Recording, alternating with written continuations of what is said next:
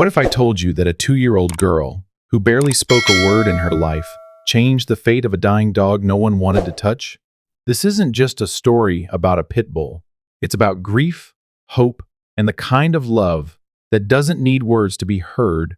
As the storm brews outside and silence reigns within, one tiny voice rises and a miracle begins. Sometimes, the smallest beings carry the loudest truths. As an old saying goes, watch closely.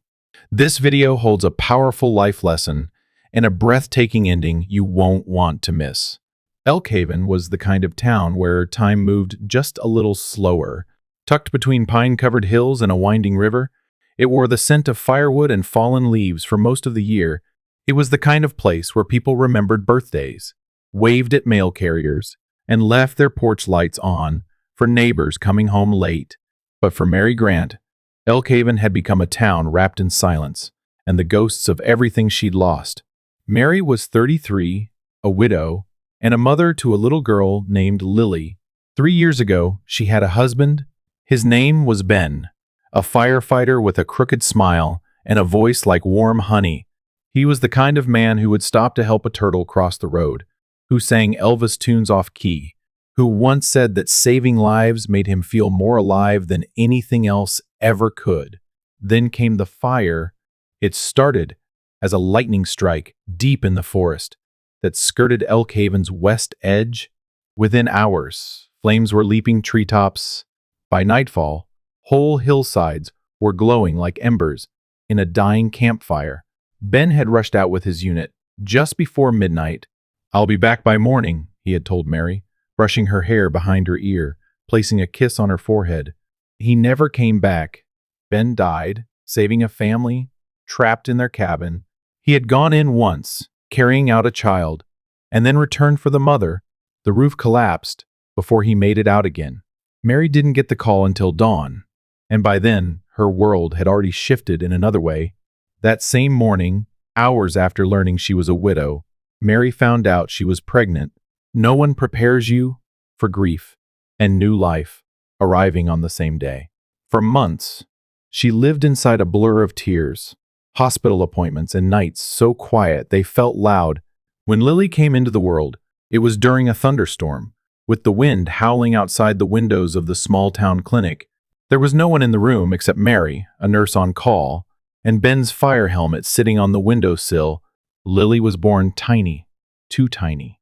Her heart was weak, and doctors warned Mary to prepare for the worst, but Lily was stubborn in the most remarkable way. She clung to life with the same fierce intensity her father had clung to the trapped woman in that burning cabin. She made it through the first night, then the first week, then the first year. Mary raised her daughter in a house that still smelled like Ben's shaving cream. The fire helmet remained on the shelf above the fireplace. She often caught Lily staring at it with the kind of gaze that made Mary wonder if babies really remembered things from before they were born. Every year, on the anniversary of Ben's death, Mary and Lily made a quiet pilgrimage to Elkhaven's small animal rescue shelter. It had been one of Ben's dreams retire early and adopt a dog, a giant pit bull, the kind he said looked fierce but always turned out to be the biggest softies. They're like marshmallows with muscle, he used to joke. He never got the chance.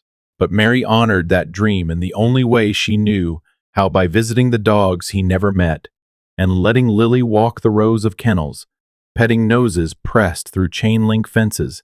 Lily was quiet by nature. Unlike most children her age, she rarely babbled. She didn't cry much. She didn't giggle at cartoons or scream for cookies. She just watched the world carefully, with wide eyes and long silences, as if trying to understand it before speaking into it. Then came the visit that changed everything. It was a warm September morning, the kind that teased the edge of fall. Mary almost didn't go. Lily had been unusually restless the night before, coughing in her sleep, murmuring half-words in dreams. But tradition had its own kind of comfort, so they went anyway. The shelter smelled like sawdust and old kibble. The volunteers greeted them with tired smiles. As usual, they walked past the rows, little yappy terriers, a droopy-eyed hound, a hyper Labrador mix spinning in circles. Then, in the far corner, Behind a partition no one paid much attention to, Lily stopped. She didn't just stop, she froze. Like someone hearing a song from a dream, Mary turned to see her daughter, staring into a dim kennel that looked half forgotten. Inside lay a massive, pale gray pit bull with fur missing in patches, ribs barely covered by skin, and eyes that looked like they'd forgotten how to hope. And then Lily did something extraordinary. She reached out her tiny hand toward the bars and said, for the first time in her life with complete clarity, "He's sad." Mary blinked. It wasn't just the words, it was the tone. Lily wasn't whining or wondering. She was stating a fact, a deep, undeniable truth only children and old souls seemed to recognize. A nearby volunteer turned, surprised. That one? We call him Blaze. He doesn't do much, hasn't barked in weeks. Some say he was a working dog once, but he's been through a lot. Most people just walk past. But Lily didn't walk past. She sat down, right there on the cold concrete. Her fingers curled gently through the wire. Blaze raised his head for the first time that day and looked at her not with fear or aggression or even curiosity, just quiet recognition, like they'd been waiting for each other. Mary knelt beside her daughter, her heart beating with something she hadn't felt in years. Hope? She didn't know it yet, but that day would be the beginning of a new kind of storm, one that would test every part of her, change everything she thought she understood about love, and lead her back to a piece of her husband she thought she'd lost forever. And it all started with a little girl who barely spoke and a broken dog named Blaze who hadn't barked in months. Most people never stopped at the last kennel. It was tucked away behind a rusted utility sink, half covered by a faded blue tarp meant to shield the more fragile dogs from wind. But it did more than that. It made them invisible, out of sight, out of mind. And that was exactly where Blaze had been for the past several months. Out of mind, out of hope. Blaze wasn't like the others. He was massive, easily over 120 pounds, his frame built like stone in sorrow. His fur, once a proud sheen of smoky gray, had thinned drastically. A cruel mix of mange and neglect had left raw, pink patches across his back and legs. His hindquarters bore a deep scar from an old injury, and his breathing carried the weight of his past, wheezy, slow, and deliberate. But none of those things were what made people turn away. It was his eyes. There was something in them that unsettled the volunteers. Not aggression, not fear, but a kind of resignation that felt too human, as if Blaze had already said goodbye to the world long ago, and no one had noticed. He rarely moved. He never barked.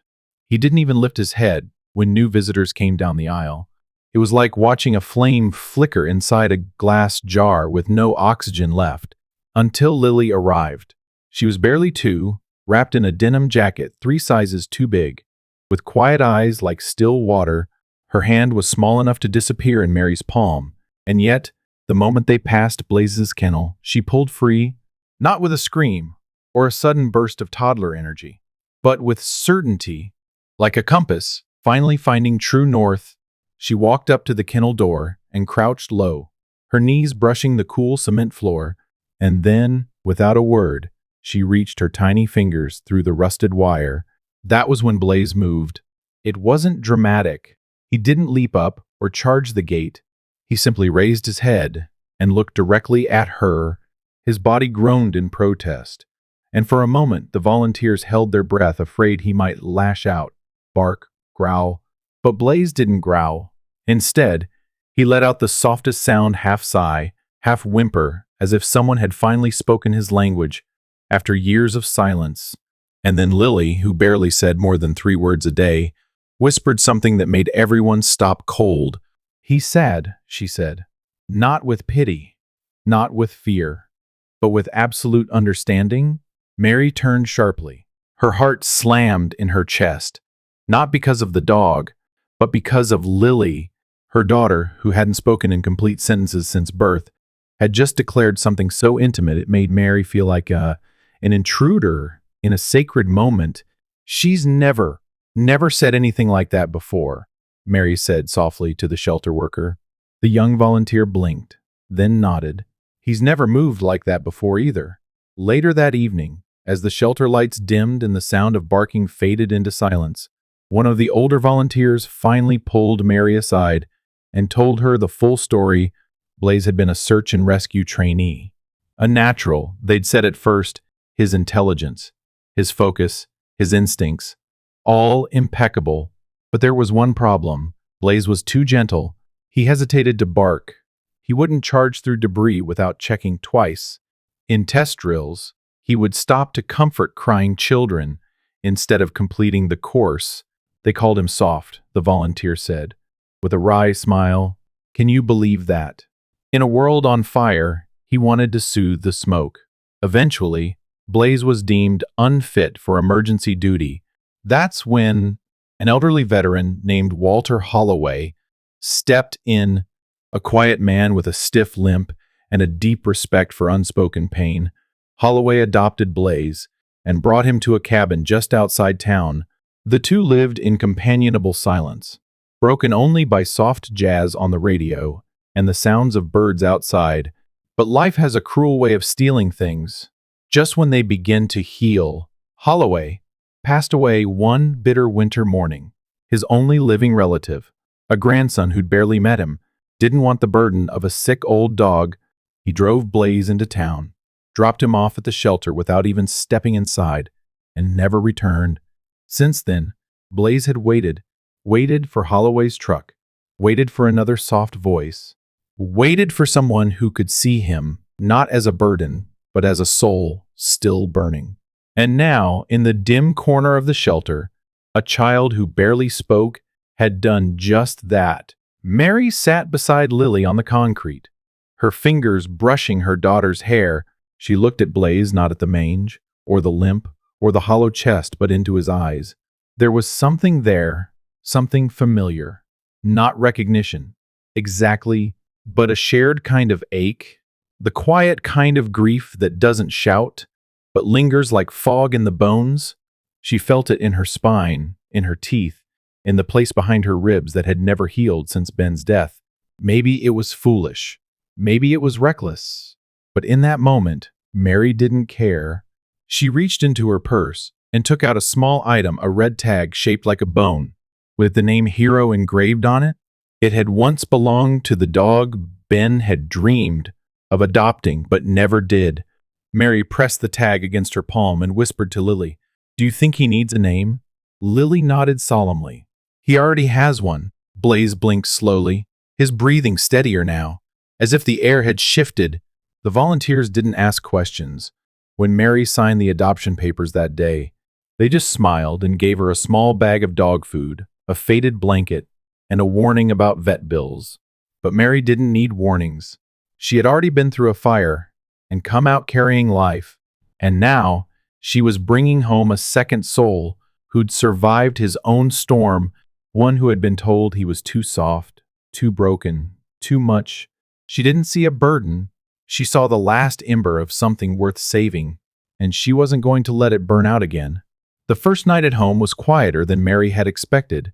She had imagined Blaze pacing nervously, barking at the creaks in the old wood floor, or howling into the dark.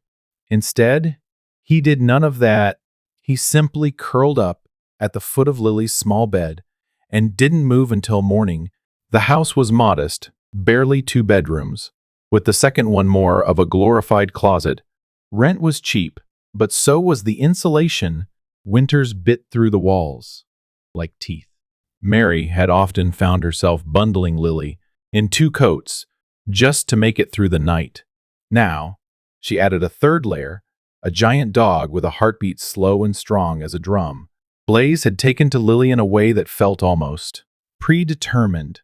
He followed her from room to room, his heavy paws silent but deliberate.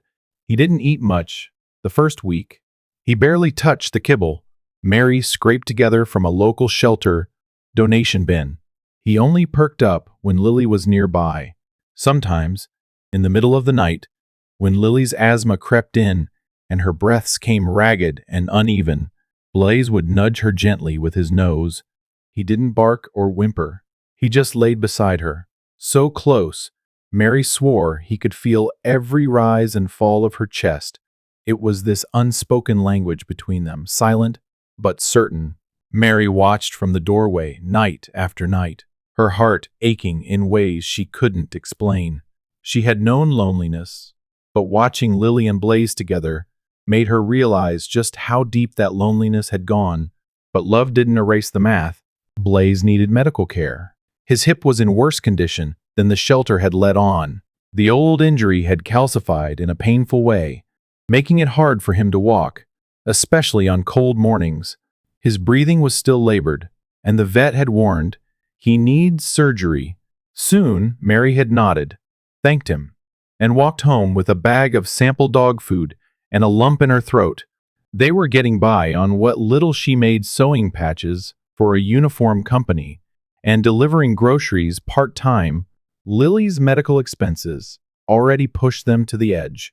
But Blaze was family now, and family didn't get returned like borrowed books. Help came quietly, the way good things sometimes do. It started with Mr. Walter, their 70-year-old neighbor who'd once worked as a mechanic and now spent most of his days tending to the wildflowers in his yard. He brought over scrap blankets and old towels, saying Blaze looked like a dog who'd appreciate softness. Then came Dr. Nina Reyes, a young veterinarian fresh out of school who volunteered at the community shelter. She offered to do Blaze's checkups for free. "He reminds me of a dog we had when I was a kid," she'd said, stroking Blaze's ear, only bigger and sadder. Mary swallowed her pride and accepted their help. She applied for local aid, reached out to a rescue support group online, and finally set up a modest fundraiser with trembling hands and a photo of Blaze sleeping beside Lily. It felt wrong asking strangers for money, but what else could she do?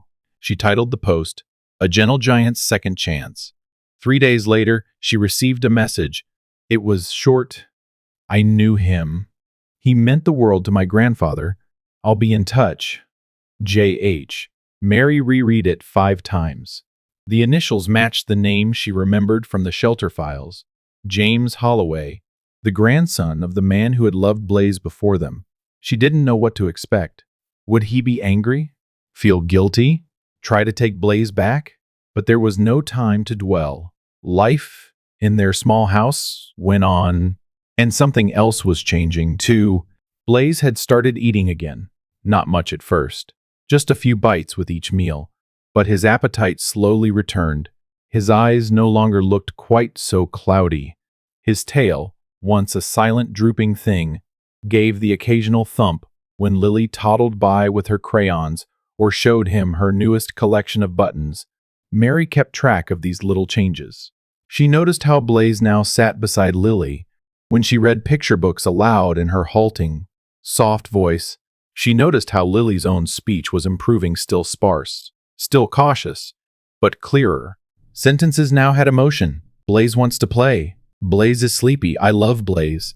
Sometimes Mary thought she might cry from things that would seem so small to anyone else. But when you've lived in the quiet for too long, every sound feels like a miracle. One night, after Lily had gone to bed and Blaze was snoring gently on the rug, Mary sat on the porch with a cup of weak tea. Mr.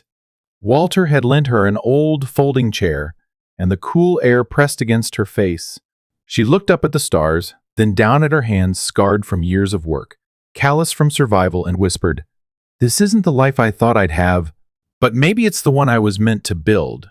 Behind her, Blaze stirred. Inside, Lily coughed in her sleep, and Blaze was up in a heartbeat, moving toward the bedroom like a shadow with purpose. Mary smiled. It wasn't easy. It probably wouldn't get easier. But now they were 3, and for the first time in years, Mary didn't feel alone in the fight. The morning Blaze went into surgery. The world outside turned gray. Not the kind of gray that came with clouds or mist, but the kind that seemed to seep into the skin, the kind that made silence louder.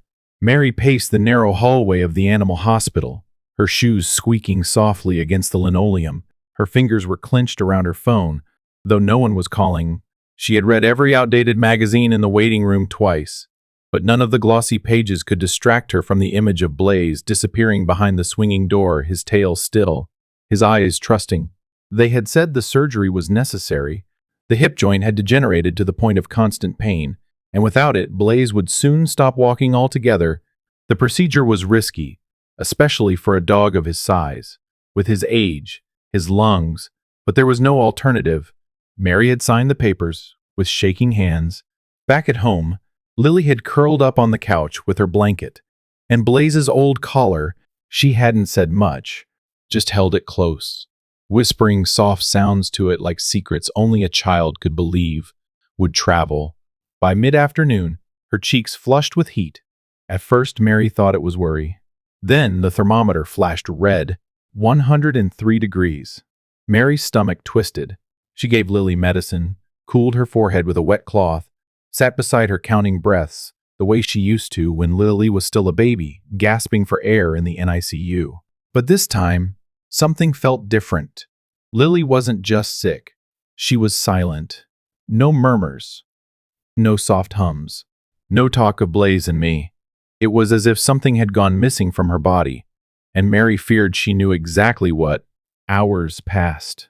Rain began to tap at the windows. The wind howled against the siding. Somewhere across town, a transformer blew, and the lights flickered once, then held. Mary's phone buzzed. The vet. Blaze had made it through the surgery, but he wasn't waking up yet. His vitals were low. They were monitoring him closely, but his massive frame lay motionless, breath thin, heart faint. Mary sat frozen, the phone still in her hand when Lily suddenly stirred. Her little body trembled as she sat up on the couch, eyes glassy from fever, hair sticking to her damp forehead. She looked around, confused. Then, in a voice scratchy but sure, she said, "He's cold." Mary blinked. "What, sweetheart?" "Blaze," Lily whispered. "He's cold. He's scared." And before Mary could stop her, Lily was trying to get off the couch, pulling at her socks, reaching for her raincoat. "I have to go," she insisted. "He needs me." Most people would have told her no. Most would have said it was the fever talking, that no child in that condition should be out in the storm, let alone heading to an animal hospital at night. But Mary wasn't most people. She was a mother.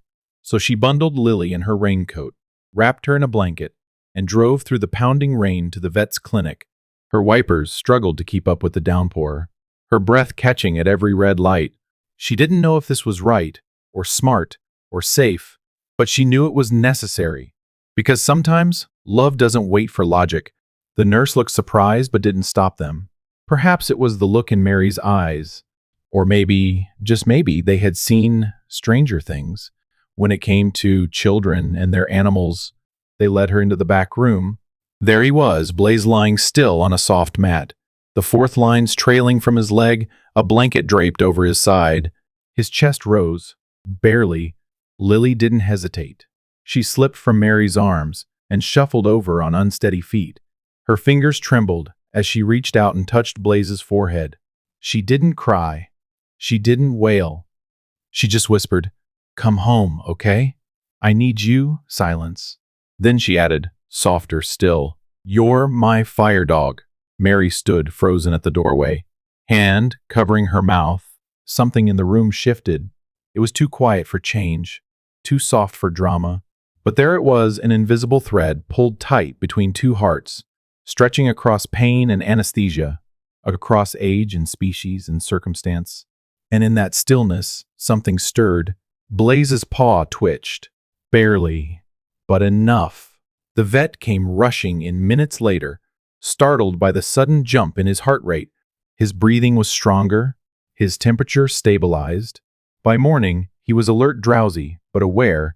When the nurse asked what they had done, Mary only smiled and said, "Lily visited." That's all. Later that day, Mary held Lily close. As she slept off her fever, she thought about what it meant to risk everything for someone who couldn't speak in full sentences, for a dog who might never run again. But she didn't regret it, because when love runs deeper than words, deeper than reason, it's not always about what makes sense. Sometimes it's just about what must be done And that night, Mary knew she had done exactly what needed to be done. They hadn't saved Blaze. He and Lily had saved each other. It was late afternoon when James Holloway arrived with a manila folder tucked under his arm and a strange look in his eyes. Not fear. Not grief. Something in between. Mary noticed it as soon as she opened the door. His posture was too straight, his eyes too still, like someone holding something fragile that could crack if spoken too quickly. "Hi," he said simply. "May I come in?" Blaze, lying by the couch with his head resting near Lily's feet, raised his head and gave a small, gruff sound, not a bark, just an acknowledgement. His eyes tracked the man carefully.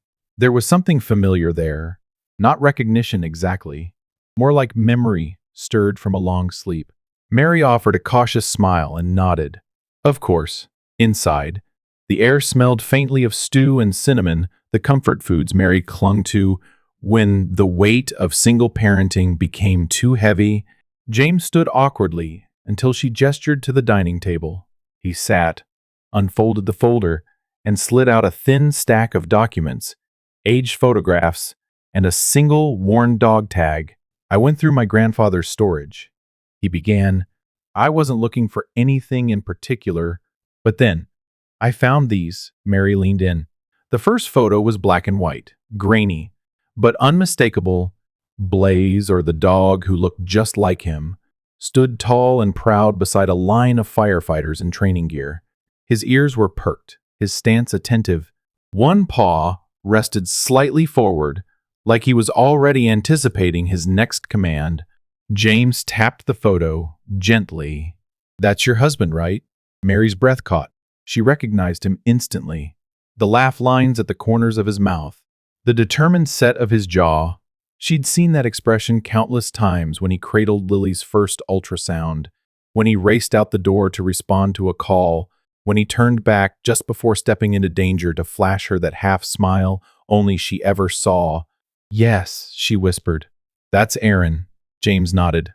"Turns out, Blaze isn't just any rescue dog. His real name is Sergeant. He was trained by FEMA as a search and rescue canine. Before that, he was stationed with military relief units.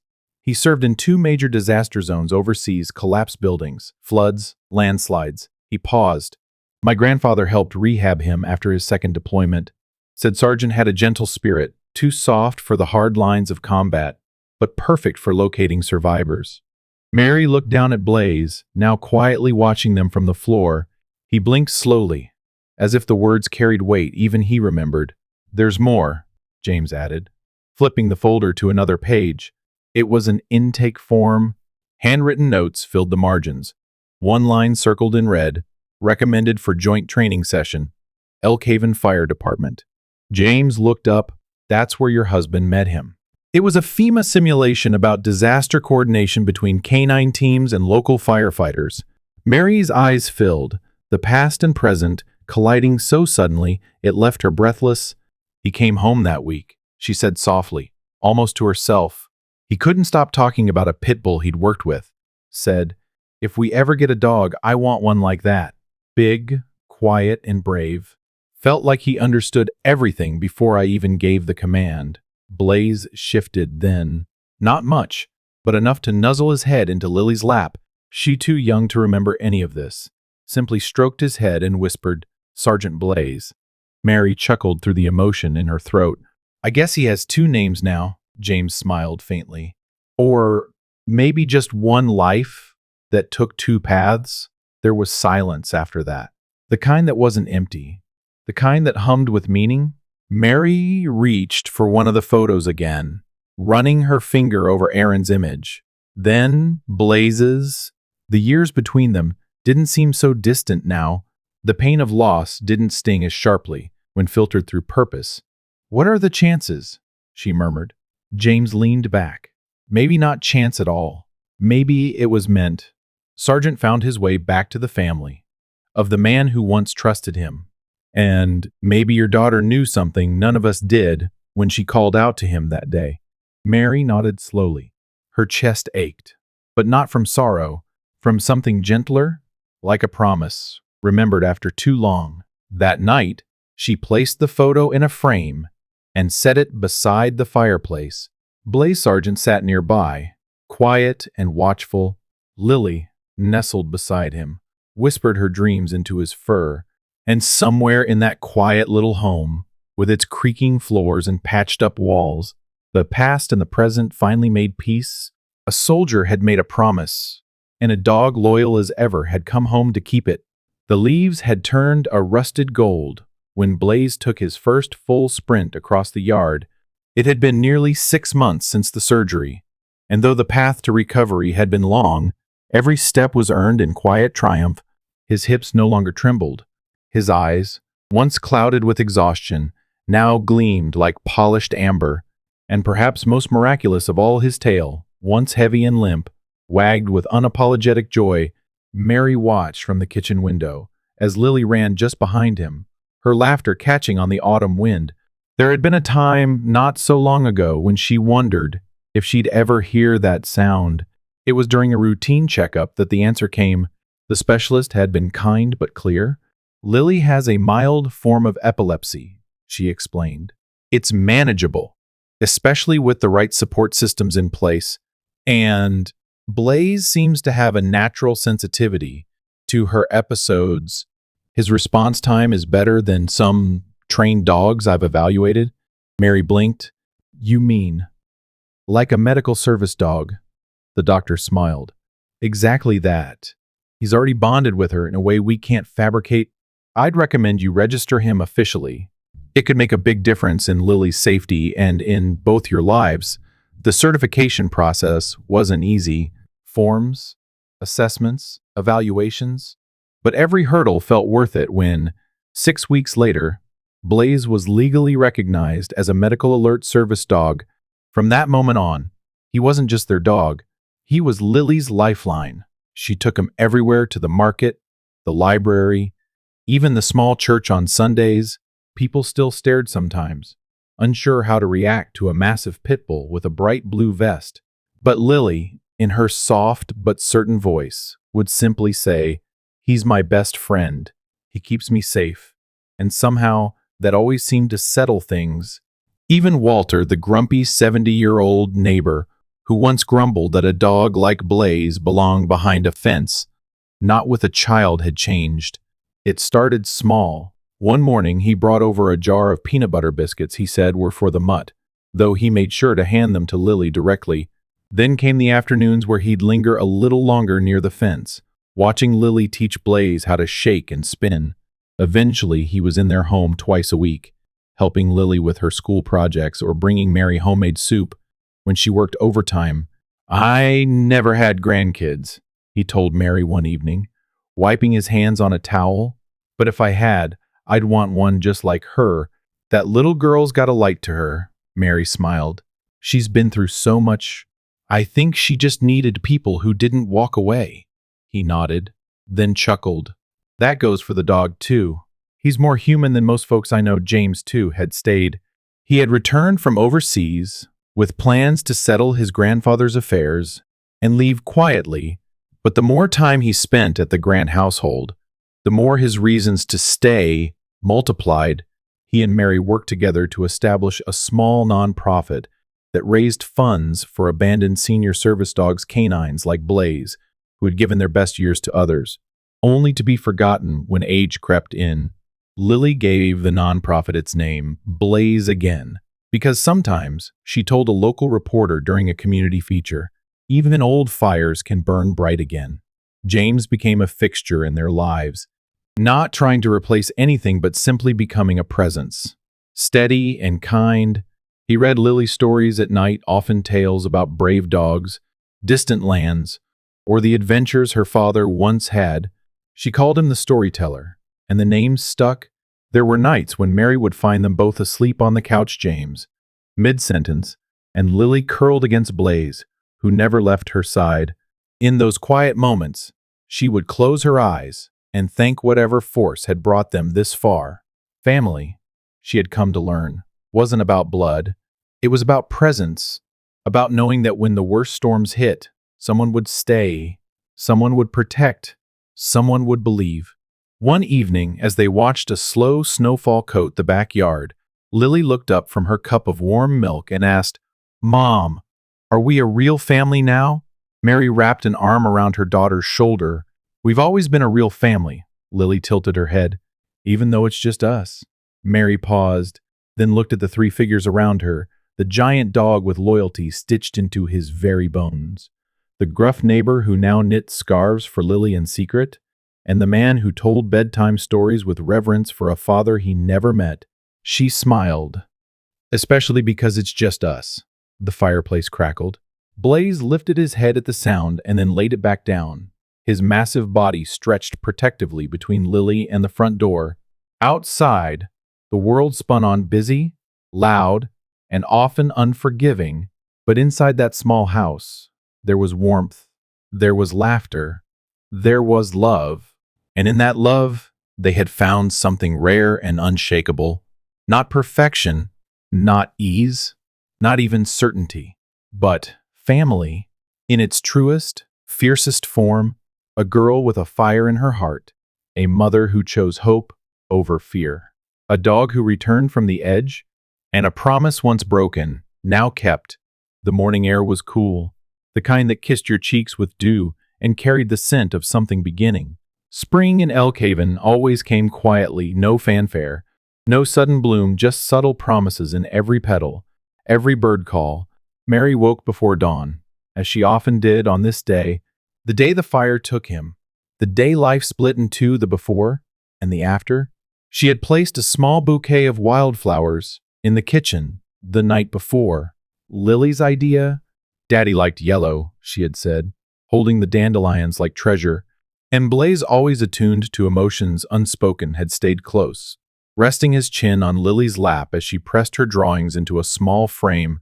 One of them showed a house with smoke in the sky, a little girl, a mother, and a giant dog standing guard. And beside them, a man in a fireman's helmet smiling. That morning, they dressed in quiet, not somber, not heavy, just respectful. Mary wore the navy scarf her husband had once given her, too big, too warm, but somehow perfect for the day. Lily clutched a photo in both hands. In it, she was sitting beside Blaze, arms wrapped around his neck. Her smile was crooked. Blaze's tongue lolled out happily. James drove. He didn't say much, but his hand found Mary's once on the steering wheel and stayed there until they parked. The cemetery sat on a gentle slope, lined with rows of service stones. As they walked, Mary's steps slowed, her eyes scanning until they found it. His name, his rank. The simple inscription she had chosen in her darkest hour: loved, brave, remembered. They stood in a soft half circle. No one spoke at first. Then Lily stepped forward and gently placed the framed photo against the headstone. Beneath it, a small brass plaque engraved with her childish scrawl read, "You wanted a dog to guard our house. Mommy gave you a hero." Blaze, as if understanding, sat beside her, tail still, chest proud. There were no tears, only the kind of silence that hums with memory and gratitude. Mary looked up at the morning sun breaking through clouds and whispered, "He would have loved you, Blaze." I know he would have. A few weeks earlier, something unexpected had arrived. A letter from the Department of Defense. James had submitted Blaze's record, including his early training with FEMA, the military cross certification during disaster operations, and the more recent medical service role with Lily. They hadn't expected much, but the response came in gold and velvet. Blaze was to be awarded the Honor Canine Service Medal, reserved for dogs whose service spanned both field and home, whose presence directly impacted civilian life. At the small ceremony, Blaze wore a new vest, not blue this time, but black and silver, stitched with 3 words, "Still on duty." Local news covered the event. Children from Lily's school came with hand-painted signs. Veterans in uniform stood in salute. Mary spoke only briefly, her voice steady. Heroes don't always stand on 2 feet. Some of them limp, some of them bark, but all of them, every single one, know how to love beyond reason. When it was time to return the medal to its case, Lily protested. He should wear it at home. So they did. It sat proudly by the door, beside his food bowl, his leash, and the sun-faded toy James had brought from overseas. At night, Mary would catch Lily whispering to Blaze in the dark. Mommy said, "Daddy was brave. I think you are, too."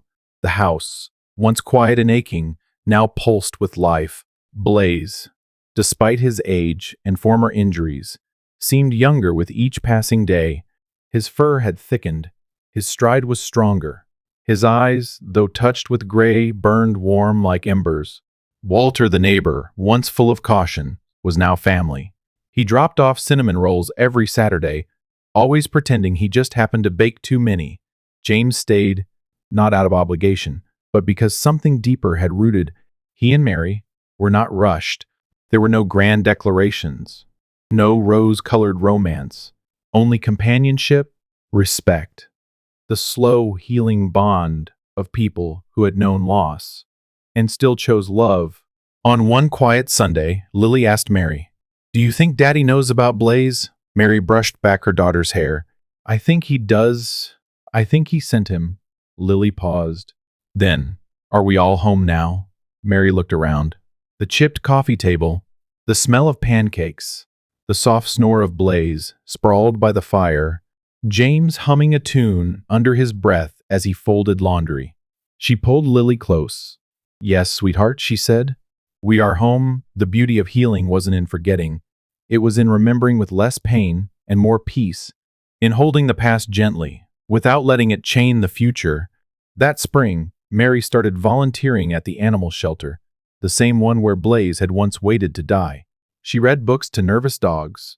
Lily came with her and offered treats. Blaze, now a local icon, would lay beside cages and simply be present. Sometimes, that was all it took. Presence. By summer, Blaze had inspired 2 adoptions. The shelter added a new motto beneath their sign: "Every soul deserves a second chance." And if you visited Elk Haven during one of its quiet mornings, you might see them: a little girl with bright eyes, a dog as wide as a truck, tail swinging like a pendulum, a woman who knew the weight of silence, and a man who stayed. Family doesn't always come the way you expect. Sometimes it limps in, scarred but still standing. Sometimes it finds you in the dark, and sometimes, if you're lucky, it barks once and never leaves. In a world where so many are left behind, this story reminds us family is not defined by blood, but by love, sacrifice, and who stays when storms come. Blaze wasn't just saved, he saved. Lily didn't just speak, she healed. And Mary? She found strength in the wreckage of loss. As Helen Keller once said, although the world is full of suffering, it is also full of the overcoming of it. If this story touched your heart, please subscribe and leave a comment below. Your support helps us keep sharing these deeply meaningful stories that echo far beyond the screen. What would you have done if you were Mary? We'd love to hear your thoughts.